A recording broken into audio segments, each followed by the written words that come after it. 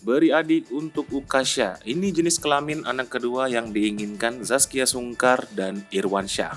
Meski Ukasha Muhammad Syahki baru berusia 1 tahun, pasangan selebriti Zaskia Sungkar dan Irwansyah sudah mengisyaratkan keinginan untuk memiliki anak kedua. Perjalanan Irwansyah dan Zaskia untuk memiliki buah hati memang membutuhkan waktu yang cukup lama.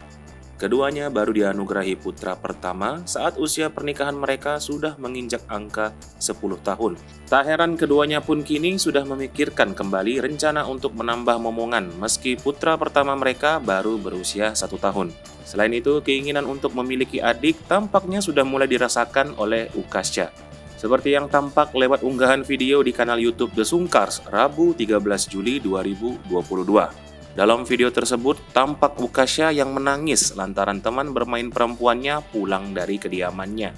Putri Mark Sungkar dan Fanny Bauti itu lantas menyinggung soal keinginan Ukasha untuk memiliki adik. Jika memungkinkan, Zaskia Sungkar dan Irwansyah mengaku ingin memberikan adik perempuan untuk Ukasha.